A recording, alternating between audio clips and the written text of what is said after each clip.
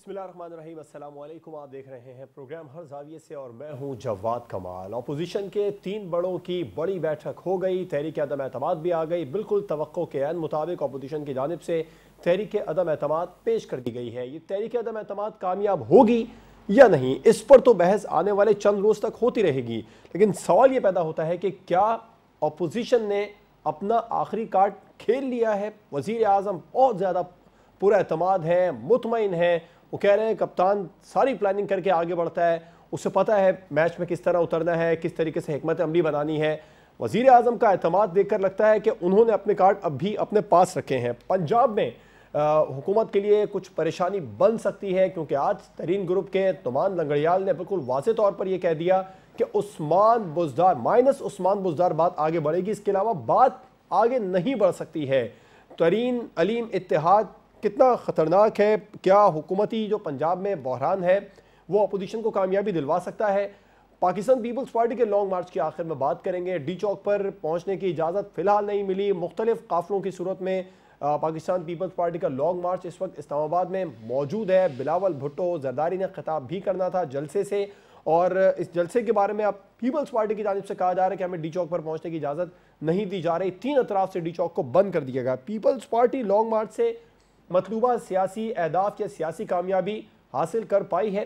इस पर बात करेंगे। अपने मेहमानों का आपसे तारुफ करवाऊंगा। हमें ज्वाइन किया सीनियर तज्ज़ियाकार शहजाद चौधरी साहब ने, सीनियर तज्ज़ियाकार सज्जाद मीर साहब भी प्रोग्राम में हमारे साथ मौजूद हैं, सीनियर एनालिस्ट रज़ा रूमी साहब और सीनियर तज्ज़ियाकार अरीना शिकी साहबा भी प्रोग्राम में हमारे साथ मौजूद हैं। शहजाद चौधरी साहब, तहरीक अदम एतमाद कामयाब होगी या नहीं, ये तो एक अलग बहस है। आप समझते हो अपोजिशन ने अपना आखिरी कार्ड खेल लिया, अपना आखिरी पत्ता शो कर दिया? ऑपोजिशन का आखिरी पत्ता कहना तो बड़ा मुश्किल है। देखिए, ऑपोजिशन इसके बाद भी कुछ दोबारा से कोशिश कर सकती है तहरीक अदम एतमाद का, तो ये पत्ता आखिरी तो मेरी नज़र में नहीं हो सकता। लेकिन ये जो तहरीक बन गई थी या ये जो प्रोसेस था जिसके अंदर कि ऑपोजिशन ने ठान ली कि हम ये काम करेंगे, और फिर उसके अंदर उनका एक जिसे कहते हैं बलबला नज़र आया, एक इन्वॉल्वमेंट नज़र आई, वो लगन के साथ लग पड़े, उसके अंदर जरदारी साहब एक्टिव हो गए, और जहाँ जरदारी साहब एक्टिव हो जाया करें वहाँ पर चीज़ें अमूमन हो जाया करती हैं। तो ये जब चीज़ें आप देखते हैं तो बिल्कुल ऐसा आप कह सकते हैं कि जो ऑपोजिशन ने एक जो अलम बुलंद किया था उसको अब किसी तरफ सिरे लगाना तकरीबन ज़रूरी हो गया था। तो ये हमने पहले भी इसके ऊपर डिस्कशन किया है कि ये तो आना ही आना है, क्योंकि इसके आए बगैर चारा नहीं है। दूसरी बात, कुछ टाइम पीरियड की बात कर लेते हैं कि टाइम पीरियड देखिए, अभी इसके बाद रमज़ान के बाद बजट का टाइम है, और बजट को सेटल होते होते 3-4 माह लग जाते हैं, जबकि उसकी डिसबर्समेंट स्टार्ट होती है। तो मेरा अपना ख्याल है कि ये मामला एनीवे अगली विंटर्स में, यानी नवंबर के बाद के मामलात में, और नवंबर में आपको पता है कि एक बहुत बड़ी एक अपॉइंटमेंट होनी है, उसके ऊपर क्या चीज़ होती है, उसका भी फिर एक कुछ अक्स आएगा, और ये तमाम चीज़ें डिटर्मिन करेंगी कि आया एक और कोशिश हो सकती है तहरीक अदम एतमाद की पोस्ट नवंबर, या ये कि अगले साल फिर इलेक्शन की तैयारी जब स्टार्ट हो जाएगी तो फिर नॉर्मल इलेक्शन ही होगा। तो मैं ये नहीं कहूँगा, हाँ, इस पीरियड की, इस जो जहद है इसकी या इस टाइम की, आप समझिए कि इसके अंदर हाँ ये उनकी आखिरी कोशिश है। इसके बाद फिर अगला नवंबर दिसंबर में भी देखेंगे क्या करते हैं ये लोग। सज्जाद मीर साहब, आप समझते हैं अपोजिशन अपना आखिरी कार्ड खेल लिया? शहजाद चौधरी साहब कह रहे हैं कि इसके बाद भी अपोजिशन मजीद तहरीक अदम एतमाद दे सकती है।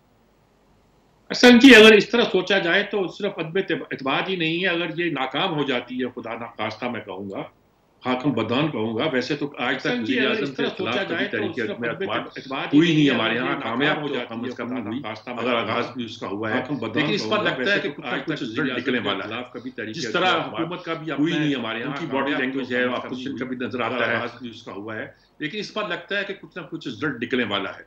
जिस तरह हुकूमत का भी अपना उनकी बॉडी लैंग्वेज है, अपोजिशन का भी नजर आता है, और जिस तरह सारे कार्ड्स खेले जा रहे हैं, पंजाब में भी इकट्ठे हो रहे हैं, ये सब एकदम इकट्ठे नहीं हो गए, यानी इसके पीछे कोई हिकमत अमली भी होगी। हो सकता है कोई इशारा भी हो सकता है कि इमरान तो कहता है गैर मुल्की ताकतें भी हैं। ये सारी बातें कहकर तो आप अपनी कमजोरी जाहिर कर रहे हैं। गैर मुल्की ताकतें भी आपके खिलाफ लग गई, लोकल एस्टेब्लिशमेंट भी आपके खिलाफ लगी हुई है, और सब लोग इकट्ठे भी हो गए हैं, पंजाब में भी इकट्ठे हो गए हैं। तो ये तो बताती है कि तहरीक अदम एतमाद इस वक्त कामयाब होने वाली। वो कहा था ना इकबाल ने औरंगजेब के बारे में कहा था कि तरकशे मारा खुदंगे आखिरी, कि मेरी कमान का आखिरी तीर था। जब आखिरी तीर चल जाया करता है तो सबको पता है, हमारी एस्टेब्लिशमेंट को पता है कि उसके बाद फिर केओस हुआ करता है। अगर ये कामयाब नहीं होता, निशाने पर नहीं बैठता निशाना, तो फिर एक तरह का केओस है जो हमारे मुकद्दर में होगा। अपोजिशन बहुत कुछ कर सकती है, हुकूमत भी बहुत कुछ कर सकती है, बहुत जोर भी लगाया जा सकता है। क्या इमरान में अब इतनी ताकत है कि कुछ कर सकता है? वो बुजदार को हटा के किसी और को ऑफर कर सकता है और वो एक्सेप्टेबल हो सकती है, जो सूरत पंजाब में पैदा हो गई है।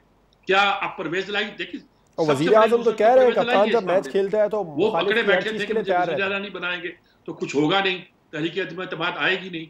वो वजीर अब तो उनके नहीं जी, वो तो जो कर रहे थे अब तो नहीं लगता। अब तो हलीम खान ग्रुप और जहांगीर तरीन ग्रुप एक हो गया, तो पीटीआई के अंदर ही एक बहुत बड़ी उम्मीदवार पैदा हो जाएंगे। अगर वो बदलेंगे भी तो वो उनके खिलाफ बगावत कर देंगे। तो इस सारी सूरत इतनी कॉम्प्लिकेटेड हो गई है कि लगता है कि इमरान के पास वो जो दावा करते थे कि बड़े कार्ड्स हैं, और अब हुकूमत की तरफ से कहना शुरू कर दिया कि गैर मुल्की ताकतें इकट्ठी हो गई और उनके खिलाफ जब पब्लिसिटी शुरू की जाती है ना, जब आप बयान देना शुरू करते हैं अमेरिका के खिलाफ, और अब तो यूरोपीय यूनियन के खिलाफ भी उन्होंने शामिल कर दिया, तो ये बयान उस वक्त दिए जाते हैं जब आपको हीरो बनना होता है अवाम में, जब आपको अपनी मकबूलियत का अंदाजा लोगों को करना होता है कि गोया मुझे अगर निशाना बनाया जा रहा है तो वो उसकी वजह ये है। तो आप तो खुद यानी कि अपने बयान से साबित कर रहे हैं कि आपको निशाना बनाया जा रहा है। तो मुझे नहीं लगता कि इमरान में अब इतनी सख्त बाकी रह गई है कि वो इस तरीके अदम एतमाद को रजिस्ट कर सके।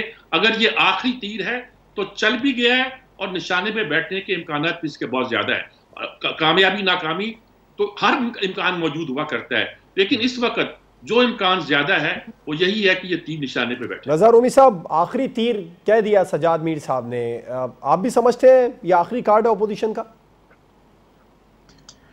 देखिए, आखिरी कार्ड तो कतई नहीं है। जैसे अभी पहले कहा गया कि अगर इस बार वो नहीं कामयाब हो सकते किसी की वजह से, तो दोबारा भी वो कोशिश कर सकते हैं, ऐसी तो बात नहीं है। अलबत्ता ये मामला कुछ इस तरह से लग रहा है कि जिस तरह से ऑपोजिशन जो अपने अंदरूनी इख्तलाफात में पिछले 2-3 साल से इस कदर शदीद तौर से बटी हुई थी, अब यकदम जो है पिछले चंद ही हफ्तों में बिल्कुल एक नुक्ते के ऊपर मुत्तफिक हो गई है।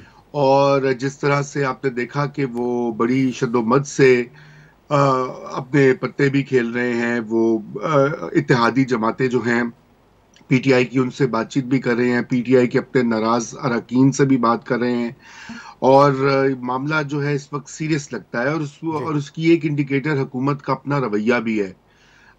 जब जैसे कि ये जो डेस्परेट वो एफर्ट्स होती हैं कि आप फिर जो है वो दुनिया भर को इल्ज़ाम देना शुरू हो जाते हैं। वो कहते हैं कि जी दुनिया पूरी आलमी इस्टेब्लिशमेंट जो है वो मिलकर साजिश कर रही है, और मकामी कुव्वतें जो हैं वो भी कर रही हैं साजिश, ऑपोजिशन भी कर रही है, मीडिया के ऊपर भी पाबंदी लगाई जा रही है। तो ये सारी निशानियां होती हैं कि जब आप ज़रा आपके गिर्द घेरा तंग हो जाता है तो फिर आप इस तरह से रिएक्ट करते हैं, पैनिक कर जाते हैं।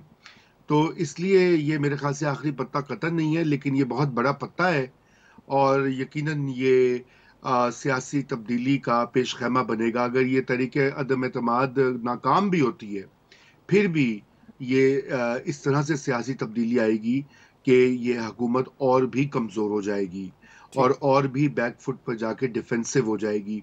अगर कामयाब हो जाते हैं तो जाहिर बात है इन हाउस चेंज हो जाएगी, और ये अब आने वाला वक्त ही बताता है कि किस तरह से ये मामला आगे को बढ़ता है। ये ज़रूर है कि ये एक बहुत सीरियस अटेम्प्ट है अपोजिशन की जानिब से, और उन्होंने अपना होमवर्क भी मुकम्मल किया है, नंबर भी मुकम्मल किए हैं, और हुकूमत घबरा गई है। ठीक, हुकूमत घबरा गई, ये रज़ा रूमी साहब कह रहे हैं, लेकिन वो ये भी कह रहे हैं कि ये अपोजिशन ने अपना आखिरी कार्ड नहीं खेला, कुछ मजीद भी कर सकती है। अलीना साहिबा, तहरीक अदम एतमाद कामयाब होगी नहीं होगी, इस पर अभी काफ़ी बहस चलनी है। अपोजिशन ने अपना आखिरी कार्ड खेल दिया। ये आखिरी ही जमहूरी कार्ड है जो कि ऑपोजिशन की तरफ से खेला गया है। इसके बाद इन केस के अगर चल जाता है और अगर ना भी चलता है तब भी, क्योंकि इसके बाद कोई अदम एतमाद जो है वो दोबारा तो नहीं लाई जाएगी। और अगर लेट्स सपोज कि अगर ये नाकामी की तरफ जाती है सूरत हाल, अदम एतमाद कामयाब नहीं होती है, तो फिर इससे इमरान खान साहब जो है वो जरूर मजीद मजबूत होकर नजर आएंगे। कल तक बज़ाहिर जो जवाब नजर आ रहा था सिचुएशन, और जिस तरह से आपने देखा कि जो तरीन ग्रुप भी जो जिस तरह सामने आया, अलीम साहब ने भी जब प्रेस कॉन्फ्रेंस की तो उसके बाद बज़ाहिर लग ऐसा ही रहा था कि शायद बुज़दार साहब को जो है वो तब्दील करना पड़े, लेकिन आज उससे भी इनकार कर दिए। वज़ीर आज़म ने कहा है कि जी ये ऑपोजिशन की आखिरी वारदात है, लेकिन ऑपोजिशन ने भी अपनी जो स्ट्रैटेजी है वो वर्कआउट नेचुरली की हुई है, और प्रोबेबिलिटी जो ऑफ विक्ट्री की जहाँ पर बात की जाए तो वो भी कम्प्लीटली वर्कड आउट है हुकूमत की जानिब से। अब आगे के सिनेरियो में और जो अभी तक देखा जा रहा है वो यही है कि जरा छांगा मांगा की तरफ अपेरेंटली हुकूमत जाती हुई नजर आएगी, अपने रिसोर्सेज को भी जो है वो बरोए कार लाएगी, अपने बंदों को कोशिश करेगी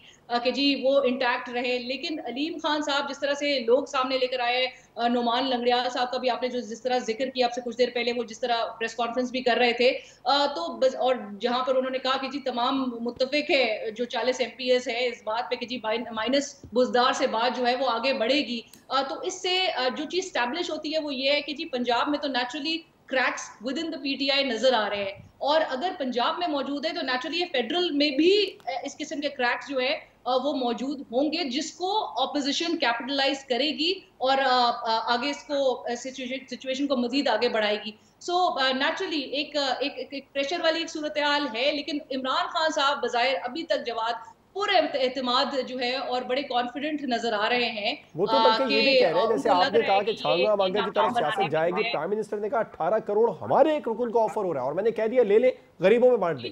और फिर उन्होंने ये कहा कि आप लगा दें आगे और लोगों गरीबों पे लगा दें आप, वही जो रकूम जो है वो ऑफर की जा रही है। जी ठीक, बिल्कुल आपका भी पॉइंट सामने है। ऑपोजिशन का ये आखिरी कार्ड था। पंजाब में हम बात करेंगे ब्रेक के बाद, वहां पर ऑपोजिशन को कितनी कामयाबी मिल सकती है, क्योंकि तरीन अलीम इत्तेहाद काफी हद तक हुकूमत को पंजाब में डैमेज कर रहा है। ब्रेक के बाद इस पर बात होगी।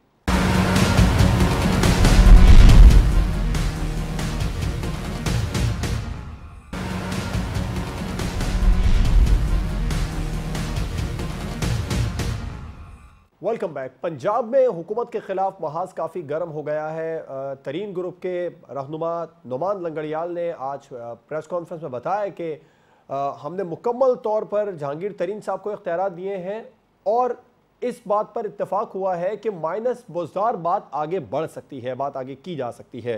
तो पंजाब में हुकूमती बहरान अपोजिशन को सूबे में कामयाबी दिलवा सकता है। रज़ा रूमी साहब,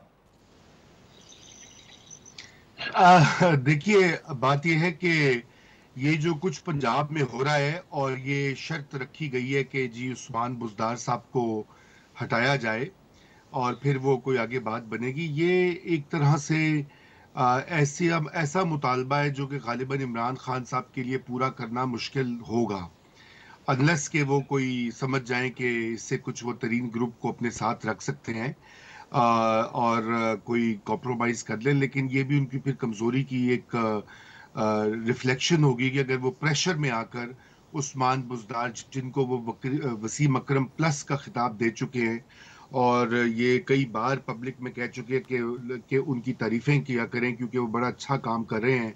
मीडिया की गलती है कि मीडिया बुरा है, उस्मान बुज़दार तो बहुत अच्छे हैं। तो ये उनके लिए एक बहुत बड़ा ये बन जाएगा, उनकी कमजोरी की दलील बन जाएगा। इसलिए अगर ये बात पूरी नहीं होगी तो फिर तरीन ग्रुप और अलीम खान ग्रुप जो है वो मिलकर अलहदा हो जाएंगे। वो अगर अलहदा होते हैं या PTI को छोड़ दो तो पंजाब हुकूमत तो फिर गिरती है, क्योंकि पंजाब में तो सिर्फ PML काफ की सपोर्ट के साथ जो है PTI वहां पे बरसरे इख्तदार है और अगर वो कुछ मतलूबा MPs वहां से निकलते हैं, पंजाब गवर्नमेंट को भी बदलना जो है कोई मुश्किल नहीं रहेगा। और अगर वो ना भी बदले तो फिर जो है वो अब मामलात उनसे चलाए नहीं जाएंगे इन हालात में। इसी तरह चौधरी परवेज इलाही जो है वो भी अब दोबारा से मेरे ख्याल से सरगर्म हो जाएंगे जब वो देखेंगे कि उनकी जो अहमियत थी इस वक्त, वो तरीन ग्रुप और अलीम खान ग्रुप ने मिलकर उनकी अहमियत कम कर दी है इस मौजूदा नंबर गेम में, तो वो भी वे पीछे हट जाएंगे। तो ये सारा प्रेशर जो लाया जा रहा है ये इसका ताल्लुक तरीके अदम एतमाद से ही है कि किस तरह से तरीके अदम एतमाद जो मरकज में जमा करवाई गई है वो उसकी कामयाबी के साथ साथ पंजाब में भी तब्दीली का बंदोबस्त किया जाए। तो ये मामला जो है ये अपोजिशन के ही हक में जा रहा है इस वक्त तक, क्योंकि देखिए इत्तेहादी को अलग करना होता है तो वो तो और बात होती है, जब अपनी हुकूमती पार्टी के अंदर नाराज और बड़े देर से नाराज थे ये लोग तरीन ग्रुप, तो वो कोई नया ग्रुप तो नहीं है, काफी अरसे से ये लोग ये बातें कहते आ रहे हैं। अब जो नई चीज हुई है वो अलीम खान साहब की शमूलियत हुई है इसमें जी। और याद रहे कि अलीम खान साहब और जहांगीर तरीन दो ऐसी हस्तियां हैं जिन्होंने इमरान खान साहब की जब इलेक्शन 2018 के बाद उनको मरकज और पंजाब में इक़्तिदार दिलवाने के लिए पूरी जो मदद थी, हर तरह की मदद कोट अनकोट वो की। तरीन साहब तो उनका जहाज पे तो इमरान खान इस्तेमाल करते थे अपनी सियासी सरगर्मियों के लिए। तरीन साहब ने सारे जो MPAs और MNAs थे जनूबी पंजाब के वो ला कर दिया, आज़ाद उम्मीदवारों को शामिल करवाया PTI में जी। अब वो एक बहुत बड़ा जो सहारा होता है, एक सतून होता है घर का, वो तो हट गया। और अब दूसरा सतून जो था अलीम खान भी, क्योंकि उनको वजीर आला बनना था, वो नहीं बनाया उन्होंने उस्मान बुज़दार साहब को बना दिया। तो अलीम खान साहब तो पहले भी अंदर से नाराज होंगे थोड़े बहुत। अब उन्होंने देखा कि बदलती हवा के साथ जो है इस कश्ती से छलांग लगा देनी चाहिए। बिल्कुल ठीक। अलीना साहिबा, आप समझती हैं पंजाब में जो हुकूमती बहरान है वो अपोजिशन को कामयाबी दिला देगा सूबे में?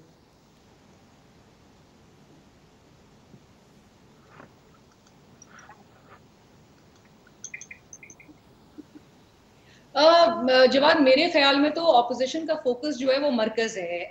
पंजाब में तो ऑपोजिशन से ज्यादा हमें इस वक्त वो पाकिस्तान तहरीक इंसाफ का ही बागी ग्रुप एंड लाइक रजा सेठ के वो ही ज्यादा हमें एक्टिव नजर आ रहा है, जो उनका बागी ग्रुप है। और लग यही रहा है कि वो कामयाबी हासिल करने में शायद कामयाब हो भी सकते हैं। लेकिन जहां तक ऑपोजिशन की बात आती है जी, ऑपोजिशन का कोर फोकस या थ्रस्ट जिसे कहते हैं वो फेडरल है इस वक्त, वो इस वक्त मरकज है। अगर मरकज में हुकूमत को शिकस्त देने में वो कामयाब हो जाते हैं तो फिर तो नेचुरली पंजाब में भी कहाँ उनकी हुकूमत जो है वो सस्टेन कर पाएगी।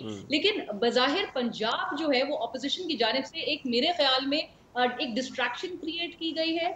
वो डिस्ट्रैक्शन, अब देखें, it's always easy to fight on एक महाज ना, जिसपे आपने अपने एडवर्सरी को, आपने एक अकेले इमरान खान साहब को आपने दो महाजों पे लड़ने के लिए जो है वो डिस्ट्रैक्शंस क्रिएट कर दिए हैं कि जहाँ पर उनको मैदान में उतर के अपने इत्तेहादियों से भी मिलना पड़ रहा है और दूसरी जाने फिर वो बेतहाशा मसाइल नेचुरली क्रिएट हो रहे हैं जहाँ पर वो अपने विद इन द पार्टी जो क्रैक्स हैं अब उसको भी ब्रिज करने की तरफ नेचुरली उनको वहाँ पे भी फोकस करना है। सो आई बिलीव कि ये एक डिस्ट्रैक्शन है जो कि ऑपोजिशन की जानिब से क्रिएट किया गया है और प्राइम मिनिस्टर की नेचुरली एफर्ट जो है वो इस वक्त बड़ी डिस्ट्रीब्यूटेड नजर आती है। और आपने जो एक प्रीवियस जो पिछला आपका जो सवाल था कि जी वो कार्ड की जो जहां पर बात हो रही थी, तो मेरे ख्याल में इस पूरे सिनेरियो में ना जवाब, अब वो जो एक ट्रम्प कार्ड है ना, वो कार्ड है वो पेज का रोल, जिसके हवाले से आपको पता है कि कुछ वजूहात ऐसी भी हुई थी कि जहां पर वो पेज जो है वो रप्चर हो गया था और उसके बाद वजीर आजम ने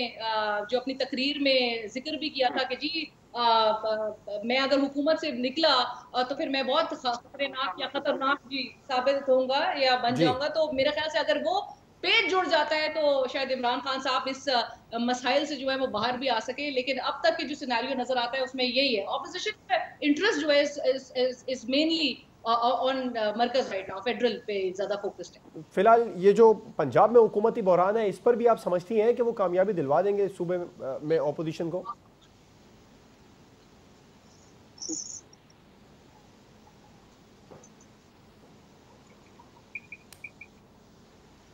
नहीं, मेरे ख्याल से जिस तरह का सिनेरियो नजर आ रहा है, ये जो बागी ग्रुप है वो पंजाब में जो है वो कहीं ना कहीं बुज़दार साहब को लेके अपनी बार्गेन करने में कामयाब हो सकता है। ठीक है, कहीं ना कहीं कामयाब हो सकता है। बट ऑपोजिशन फेडरल में अगर अपने हदफ हासिल कर लेगी तो पंजाब में तो नेचुरली हदफ हासिल करना would be much easier. Shahzad Chaudhry साहब, आपको लगता है जो पंजाब में इस वक्त एक अफरा तफरी है हुकूमती जमात में, वो अपोजिशन को कामयाबी दिलवा देगी? क्योंकि पंजाब से में तब्दीली हो तो मरकज में ऑलरेडी हो ही जाती है। अच्छा, ये मैं अदर वे राउंड देखता हूँ। मेरा अलीना ने जो बात की है मैं बड़ी हद तक उससे एग्री करता हूँ। अलीम खान का जहांगीर तरीन ग्रुप के साथ इतना लेट आके मिलना, लेकिन मिल जाना बहुत मानी खेज है। उसके बाद आज ही के दिन में ये भी रिपोर्ट्स हैं कि जहांगीर तरीन ग्रुप के वो मेंबरान जो कि गालिबन पहले पाकिस्तान मुस्लिम लीग के साथ या परवेज़ इलाही साहब के साथ इनके साथ ताल्लुक़ रखते थे, वो आज उनसे उन्होंने मुलाकात भी की है चौधरी परवेज़ इलाही से। ये जहांगीर तरीन ग्रुप के लोगों की बात हो रही है। तो इसका मतलब ये हुआ कि उन दो ग्रुपों में से, जहांगीर तरीन ग्रुप में से भी कुछ लोग जो हैं जो कि परवेज़ इलाही के साथ मुलाकातें कर रहे हैं। फिर हमें ये भी पता है कि अलीम खान का भी एक ताल्लुक़ है परवेज़ इलाही के साथ, गो कि वो उसके मुकाबले में भी खड़े नज़र आते हैं चीफ मिनिस्टरशिप के लिए। तो ये तगोदो एक जारी है। अब अलीम खान किस तरफ प्ले कर रहे हैं, विकेट के किस तरफ हैं, ये अभी तक वाजे नहीं हो पा रहा। दूसरा, अलीम खान जा रहे हैं रिपोर्टेडली, जो रिपोर्ट्स हैं उसके मुताबिक जहांगीर तरीन से शायद कल या परसों अगले 1-2 दिन में लंदन में मुलाकात करने। अगर ऐसी भी बात है तो फिर भी वो एक मानीखेज बात है कि क्यों जा रहे हैं। मेरा अपना दूसरी जो मेरा इसमें से डिडक्शन निकालता हूँ वो ये है कि ये जो अलीम खान और ये जो तेज़ी आई है जहांगीर तरीन ग्रुप के अंदर, इसने मजबूर किया है ऑपोजिशन को अपने प्लान से चंद दिन पहले ये अदम एतमाद फाइल करने के लिए। अच्छा, यानी अगर इमरान खान, मेरे ख्याल में इस पूरी डेवलपमेंट के अंदर इमरान खान के पास एक चांस आया था, और वो चांस ये था एक पॉलिटिकल कार्ड प्ले करने का कि बुज़दार को रिप्लेस कर दिया जाए, यानी एक ऐसा बड़ा फैसला किया जाए जिससे कि सियासत में कुछ तब्दीली नजर आ जाए। उस तब्दीली के बाद पत्तों को सेटल होने में वक्त लगना था। लेकिन आज जब इमरान खान बुज़दार से मिले हैं तो उन्होंने कहा कि नहीं, मैं तुम्हें तो हमारा जिस तरह ख्याल था कल के प्रोग्राम में हम बात कर रहे थे कि इमरान खान शायद इतनी बड़ा फैसला, इतनी बड़ी तब्दीली नहीं करेंगे। लेकिन ये इन तमाम हालात के अंदर जब ये स्पेस क्रिएट होती है तो स्पेस को इस्तेमाल कर लेना, उसको अपने हक में, अपनी पार्टी की और अपने सियासत के हक में इस्तेमाल करना एक बहुत बड़ा काम है, अगर लेकिन समझ हो तो। मुझे यूँ लगता है कि इमरान खान ने अपना मिस कर दिया। दूसरी बड़ी बात जो आपका सवाल है, मेरा ख्याल है जिससे I fully agree with Alina, focus इस वक्त सेंटर पे है। और बात ये है कि वो इतनी तैयारी करके आ गए हैं, देखिए बिलावल भी पहुंच गए, सब कुछ हो गया कि अब इट इज़ ऑल और नथिंग, यानी अब फाइनल गेम के लिए हम खेल रहे हैं, अभी नहीं तो कभी नहीं, वो वाली बात है। तो मेरा ख्याल है कि इस तरह, और अगर पंजाब सेंटर में अगर तब्दीली आ गई किसी भी वजह से तक नज़र आता है तो फिर पंजाब खसो खाशाक की तरह बह जाएगा पीछे, वो फिर कोई खास माने नहीं रखेगा। यानी मैं चीफ मिनिस्टरशिप की बात कर रहा हूँ। तो इसलिए मेरा ख्याल है कि ये इस सीक्वेंस में मुझे होती हुई चीज़ नज़र आती हैं उस मोमेंटम के साथ जो कि इस वक्त आपको सेंटर में सियासत का नज़र आ रहा है। सज्जाद मीर साहब, पंजाब में जो हुकूमती बहरान है वो मजीद बढ़ता जा रहा है, क्या अपोजिशन को ये बहरान कामयाबी दिलवा देगा? उससे बाखबर क्या होने वाला, कैसे हो सकता है, ये ऐसी बात ही इसमें अगर लूजर हैं तो मैं जैसे पहले कहते कहूं परवेज़ इलाही है, वो अपने कार्ड शो कर रहे थे जैसे उनके बगैर पंजाब में कोई तब्दीली आ नहीं सकती। रही यही बात कि मोहम्मद बुज़दार को हटा दे और उसकी जगह कोई अलीम खान को ले आए तो ये पॉसिबल नहीं लगता। ऐसी सूरत में पहले ही मेजॉरिटी नहीं है पंजाब में, और पंजाब में जो मेजॉरिटी थी वो थी मुस्लिम लीग की। ये तो काफी और वगैरह से कुछ पीपल्स पार्टी दूसरे लोगों को मिला के पीपल्स पार्टी तो नहीं मिला के जो सारी शख्सियत बनाई गई थी। इसलिए इस वक्त सूरत हाल जो फायदा पहुंचा अपोजिशन को वो ये है कि पंजाब में कुछ हाथ पल्ले नहीं रहा हुकूमत के पीटीआई के। इमरान खान शुरू दिन से ही जिस बहरान से दो चार थे वो यही था कि वो इसरार करते थे कि उन्हें बुज़दार रखना है। क्या कोई नफसियाती मसला था, कोई रूहानी मसला था, कोई सियासी हिकमत अमली थी, मैं कुछ नहीं कहना चाहता। उनको कहा गया, ये कहा जाता ना सेम पेज, तो सबसे पहले यही कहा गया कि भाई आप बुज़दार को बदले, पंजाब बहुत कोई अनगवर्नेबल हो गया है, उसका कोई मामला ठीक नहीं है। तो जो इमरान ने जवाब दिया था वो मैं कोट नहीं करना चाहता, उस जवाब का नतीजा ये था कि जो दरार पैदा हुई थी वो उसी दिन शुरू हो गई थी। इसलिए वो बात तो छोड़िए, लेकिन ये सारे लोग जो कि तुले बैठे हुए थे, जिन अलीम खान की तो तौहीन हुई थी कि वजीर बना के पकड़ के अंदर कर दिया, कि नैब ने पकड़ लिया है सफ्तान खान को, इसको, और कहा गया कि बैलेंस करने के लिए किया गया, तासुर ये दिया गया। लेकिन यह है कि अलीम खान उसके बाद उन्होंने अपने कार्ड बड़े उम्दा खेले, कुछ देर वो हुकूमत के साथ उन्होंने अपना मामला ठीक किया, सीनियर मिनिस्टर रहे, फिर छोड़ के चले गए, आराम से बैठे रहे, एक चैनल भी खरीद लिया और बहुत कुछ अपनी ताकत को कंसोलिडेट करते गए। आज जो मैदान में आए तो ऐसे नहीं आए हैं कि ये मौका मिल गया तो मुझे मौका दे दिया जाए, वो एक पूरी गेम का हिस्सा है, और गेम में वफाक और पंजाब इकट्ठा मामला है। यानी कि पैकेज पंजाब और वफाक का है कि ये था कि पहले पीपल्स पार्टी का आदमी वहां सदर हो, पंजाब मुस्लिम लीग नून को दे दी जाए। अब क्या तय हुआ है, शहबाज शरीफ वहां आए, जिसमें आसफ जरदारी ये कहते हैं इसलिए कि अगर शहबाज शरीफ आएंगे तो हुकूमत 1.5 साल तक चल भी सकती है। वो आएंगे तो ये भी हो सकता है कि मसाइल हल कर सकते हैं। आसिफ जरदारी में यह खूबी है कि जब मुस्लिम लीग उनके साथ थी और छोड़ गई तो उन्होंने कहा कि 60 डार को हमें दे दो वजीर खजाना के तौर पर, क्योंकि उनका मालूम था कि उनके पास कोई मुनासिब वजीर खजाना नहीं है। तो ये आसिफ जरदारी की खूबी है कि वो अपने ऐसे लोगों को आगे करना चाहते हैं जो कुछ डिलीवर कर सकें और जिसका क्रेडिट वो फिर लेते भी हैं और दूसरों को देते भी हैं। इस वक्त यही सूरत हाल वफाक में पैदा हुई है। शायद शहबाज शरीफ को वहां आना पड़े ताकि हुकूमत लंबे अरसे के लिए चलाई जा सके, कुछ डिलीवर भी किया जा सकते। ऐसे में पंजाब में मुस्लिम लीग नून के साथ क्या डील होती है? क्या ये ग्रुप इसमें से किसी आदमी को आगे लाया जाता है? चौधरी तो अब लगते नहीं है, या मुस्लिम लीग ही को किसी ऐसे शख्स को आगे कर दिया जाता है जिनके पीछे जो ग्रुप। ठीक है, आपका भी पॉइंट है। मुझे ब्रेक पर जाना है, ब्रेक के बाद हम बात करेंगे पाकिस्तान पीपल्स पार्टी के लॉन्ग मार्च की। क्या पीपी इस लॉन्ग मार्च के जरिए मतलूबा सियासी कामयाबी हासिल कर पाई है? ब्रेक के बाद पर बात हो।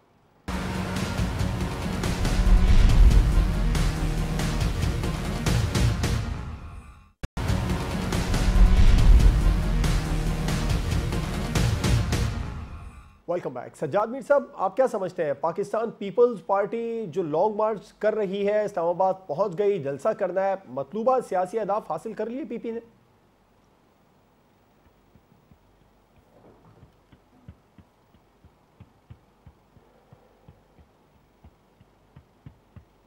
पहले तो यह तय कर लिया जाए कि उनके मतलूबा सियासी अहदाफ थे क्या। 2 अहदाफ थे। एक तो कौमी सतह पर अपनी अहमियत को उजागर करना, और जब पीडीएम से वो अलग हुए तो ये बताना कि हम कौमी सियासत में एक ताकत रखते हैं और ताकत का इजहार कर सकते हैं। तो इस सिलसिले में तो वो कामयाब रहे हैं, और ख़ास तौर पर उन्होंने इस तरह उसको सिंक्रोनाइज किया है कि ऐन उस दिन बिलावल नारे भी लगाते रहे, कहते भी रहे 5 दिन रह गए, 4 दिन रह गए, 3 दिन रह गए, और 24 घंटे के अंदर आप इस्तीफा दें वरना हम बाकी नो कॉन्फिडेंस मूव पेश करें। तो इस लिहाज से तो वो कामयाब हुए हैं। लेकिन अगर असल उनका जो काम था, जो वो साबित करना चाहते थे, जिसकी स्ट्रगल सारी पीपल्स पार्टी कर रही है, वो पंजाब में अपने फुट होल्ड कायम करना है। पंजाब में चाहते हैं कि उनको कुछ ऐसी जगह मिल जाए जहां से दोबारा री अमर्ज कर सके। तो उसमें उनको इतनी कामयाबी नहीं हुई। वो लाहौर से इतने सुकून के साथ गुजर गए हैं कि किसी को खबर तक नहीं हुई। नासिर बाग में थे, वो आगे गए। मुझे नहीं लगता कि शायद हो सकता है कि जब अगर सचमुच 23 मार्च के धरने का या लॉन्ग मार्च का वक्त आता पीडीएम के, तो मुस्लिम लीग कितने लोगों को निकाल सकती, कितने लोगों को निकाल पाती, मुझे इसका पता नहीं है। लेकिन कम अज कम पीपल्स पार्टी पंजाब में से इस तरह गुजरी है कि किसी को कानो कान उस तरह खबर नहीं हुई जिस तरह एक सियासी लॉन्ग मार्च की खबर होनी चाहिए। अगर वो आए थे हमारे मौलाना फजल रहमान साहब भी पहले, तो वो उसका भी इम्पैक्ट ज्यादा था। तो पंजाब में फुट होल्ड कायम करने के हवाले से उनको ज्यादा कामयाबी नहीं हुई, सिवाय इसके कि उनके जो अपने लोग थे ना, जो अपनी पार्टी के अरकान थे, जो मुख्तलिफ पॉकेट्स में मौजूद थे, उन्हें ये इस बात का मौका मिला कि वो साबित कर सकें कि वो अब भी पार्टी के लिए कुछ माने रखते हैं। उन्होंने अपनी ताकत का मुजाहरा किया उन जगहों पे जहां जहां कॉन्स्टिट्यूएंसीज में, इलाकों में वो ताकत रखते थे। इससे ज्यादा पंजाब में पीपल्स पार्टी फुट होल्ड कायम नहीं कर सकी। लेकिन जहां तक ये है कि नो कॉन्फिडेंस मोशन पेश करने के सिलसिले में उनके रोल को सराहा जाए और वो बाद में ये कह सकें कि देखिए हमने ये पास कर दी, हमारे धरने से पेट्रोल और उसकी कीमतें कम हो गई, हमारे धरने से डर के मारे उन्होंने रास्ते रोक लिए, हमारे धरने से, हमारे मलौंग मास से डर कर फिर आखिर हमने कौमी इसकी तहरीक पेश कर दी और वो कामयाब हो गई या नाकाम हो गई, वो तो बाद में आने वाली बात है। तो इस लिहाज से वो कामयाब हुई है तो उनका नेशनल इमेज बना है। लेकिन पंजाब में फुट होल्ड कायम करने के लिए जो उनकी एफर्ट्स थी, मेरे लिहाज से उसमें उन्हें कोई खास कामयाबी नसीब नहीं हुई, सिवाय ये कि उन्होंने अपने सोए हुए वर्कर्स को एक तरह से जगा दिया है, कुछ मोटिवेट करती है। बाद में उसके असरात क्या पड़ते हैं ये तो देखने की बात है। तो आपका जवाब हम हाँ में समझें, क्योंकि सोए हुए वर्कर को भी जगा दिया, इसके अलावा वो वहां पर पहुंचकर अदम एतमाद की तहरीक भी आ गई, जिस तरह प्राइम मिनिस्टर को वार्न करते रहे वो।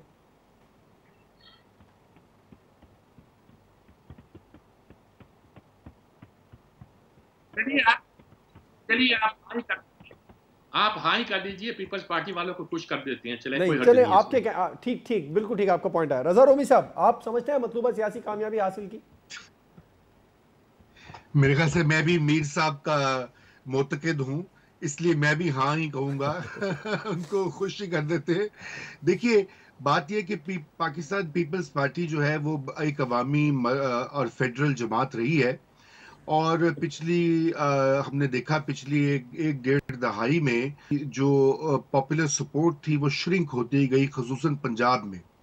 और मसला पंजाब का है। पंजाब अगर कोई भी सियासी पार्टी जो है वो यहाँ पर कामयाबी हासिल करेगी तो तभी मरकज में वो हुकूमत बनाएगी, नेशनली रेलेवेंट रहेगी। अब जाहिर बात है, मैं ये नहीं कह रहा कि छोटे सूबों की कोई अहमियत नहीं है पाकिस्तान की सियासत में, बिल्कुल है, लेकिन नंबर्स गेम में पंजाब आगे है।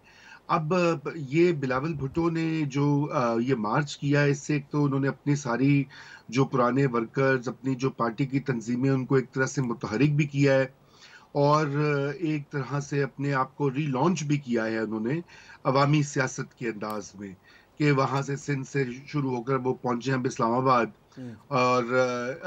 और काफी अच्छा उनको रिसेप्शन भी मिला है, सिंध में भी, जनूबी पंजाब में भी। तो उस तरह से तो पाकिस्तान पीपल्स पार्टी का जो एक अवामी पॉपुलर सपोर्ट वाला इमेज था वो भी बहाल हुआ है। और फिर सबसे अहम बात है कि ये सारा जो मकसद था, ये डेट भी देना 27 फरवरी की, ये सारा कुछ तो आपको पता है कि तरीके अदम एतमाद से मुंसलिक है।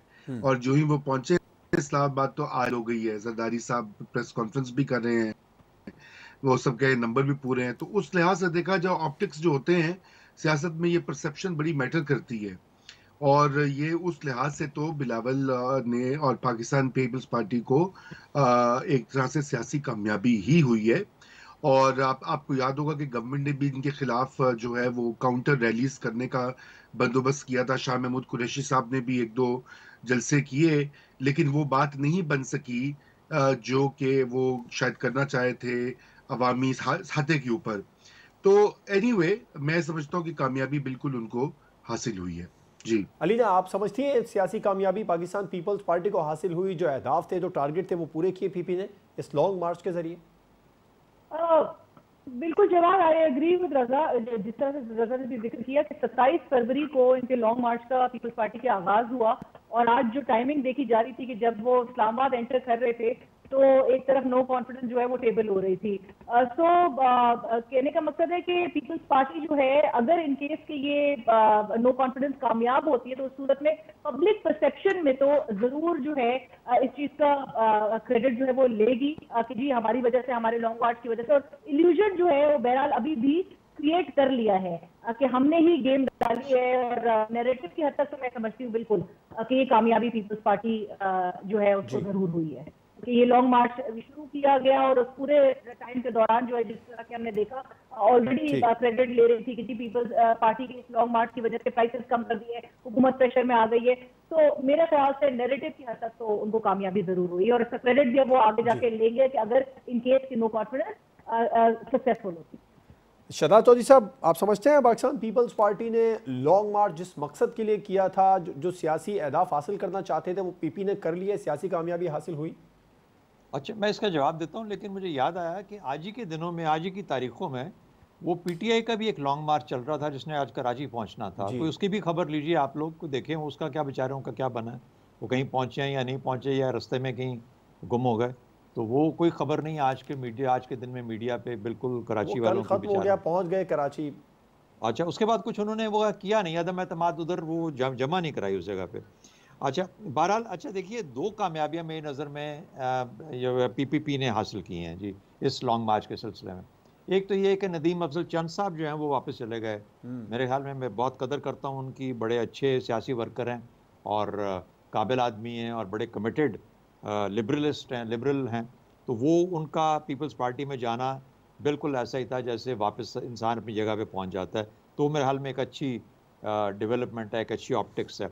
दूसरा, मैंने जो देखा है इस सारे पीरियड में, जबकि बिलावल ने लीड किया इस लॉन्ग मार्च को, चाहे 1000 का था या 500 का था या 1500 का था लोगों का काफिला, लेकिन जो जहाँ जहाँ पे उन्होंने तकरीरें की, जहाँ रुक रुक के, मैंने देखा बिलावल की पॉलिटिकल थिंकिंग में और इस ड्रिल के बाद मैच्योरिटी मैंने बहुत देखी। मिसाल के तौर पे, अभी एक दिन पहले वो अदम एतमाद के ऊपर एक इंटरव्यू दे रहे थे गुजरांवाला में, एक जगह के ऊपर। मैं समझता हूँ उससे ज़्यादा मुतवाज़न और सेंसिबल और मैच्योर गुफ्तगू मैंने किसी सियासतदान के मुंह से इन अ लॉन्ग टाइम नहीं सुनी जिस तरह बिलावल ने की है अदम एतमाद के ऊपर। बिल्कुल रियलिस्टिक कि हार भी सकते हैं, वो वाला वो जोश और पागलपन वाला बलबला खामखा का वो ऐसी मुझे कोई चीज़ नज़र नहीं है। दूसरा, फॉरेन पॉलिसी पे बहुत ही एक बैलेंस्ड अप्रोच और बहुत अच्छी नुआंस्ड किस्म की अंडरस्टैंडिंग और थिंकिंग, तो मुझे तो बिलावल के अंदर मैच्योरिटी आती नज़र आई है। बाकी देखिए, जहाँ तक पीपल्स पार्टी का तल्लक है, आज हो या 2 साल बाद हो, जब तक जरदारी साहब हैं, ये जरदारी साहब अपना जादू चलाएंगे, जहाँ पे चलाएंगे वहाँ पे उनका जादू चलेगा। ठीक, वो सिंध में तो है ही है, ये आपको बैप की शक्ल में बलूचिस्तान में भी नजर आएगा, खैबर पख्तूनख्वा में भी चाहें तो वहाँ पे भी कर सकते हैं, और फिर उसके बाद पंजाब की सूरत में वफाक में भी दिख रहा है, वहाँ पे भी लेके आए। और उसके बाद फिर आपने देखा कि उनको जब वक्त आएगा तो आपको सदन पंजाब में भी, तो मुझे लगता है कि ये अच्छी खासी एक कोलिशन फोर्स बन के अगले इलेक्शन के बाद कहीं सामने आएंगे। मुझे इतनी छोटी ये चीज़ नज़र नहीं आती। पंजाब में अलबत्ता उस किस्म की पजीराई जो कि हम तो तसव्वुर करते हैं वो शायद ना मिल पाए। अच्छा, एक और सवाल मैं प्रोग्राम का हिस्सा बनाना चाहूँगा। शहजाद चौधरी साहब, पहले आप इसका जवाब दें। एक तो ये कि जो अभी इस वक्त पाकिस्तान में सियासी अफरा तफरी चल रही है, जो सियासी माहौल गर्म है, वज़ीर आज़म नाराज़ अरकान को इस सूरत हाल में मनाने में कामयाब हो जाएंगे। उन्होंने ये भी कह दिया कि मुझे यकीन है जहांगीर तरीन कभी चोरों का साथ नहीं देंगे। देखिए, एक वज़ीर आज़म साहब की अपनी ज़ाती ज़ुबान है जो कि वो जिससे वो चीज़ें अदा कर सकते हैं, और दूसरा एक उनका अमल है जो कि ये शो करेगा कि जो इनकी पॉलिटिकल थिंकिंग है वो एक एक्शन में कैसे ट्रांसफ़र होती है, वो अमल कैसे किया जाता है, उसमें बनती भी है, अमल होता है या नहीं होता। ये वक्त है अमल के थ्रू अपनी पॉलिटिकल साख को बहाल करने का। ये स्लोगनेरिंग या बातों से या ये समझ के कि देखिए, वज़ीर आज़म साहब को हो सकता है कि किसी ने ये कहा हो कि आप एक बहुत बड़े अच्छे ओरेटर हैं, आप बहुत कन्विंस करते हैं, लोग बड़े आपकी बात पे बह जाते हैं, लेकिन अब जो हमारे हालात हैं, मारूजी हालात, इसके अंदर अमल का जो अदार मदार है वो बहुत ज़्यादा इफेक्टिव है। इसलिए मैं बारहा कहता हूँ कि अगर पंजाब में कोई तब्दीली का एक छोटी सी विंडो आई थी, वो मिस कर देना इमरान खान के लिए एक बहुत बड़ा नुकसान साबित हो सकता है। सजाद मीर साहब, आप समझते हैं प्राइम मिनिस्टर नाराज़ अरकान को मनाने में कामयाब हो जाएंगे, जिस तरह उन्होंने जहांगीर तरीन साहब से भी उम्मीद लगाई कि वो अपोजिशन का साथ नहीं देंगे? उन्हें यकीन है प्राइम मिनिस्टर साहब को?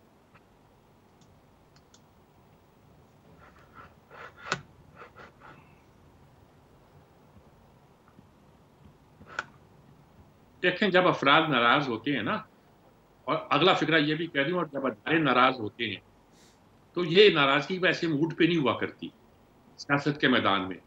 इसके पीछे बहुत सी सोची समझी चालें होती हैं, बहुत सी थिंकिंग होती है, बहुत सा कुछ ख्याल किया जाता है जिसके बाद ये इक़दाम किए जाते हैं। ये सब कुछ जो हो रहा है ना जी, अब आप इसको कुछ भी कह लीजिए, ये कंसोलिडेटेड एफर्ट है, और ये यूं ही नहीं हो रहा।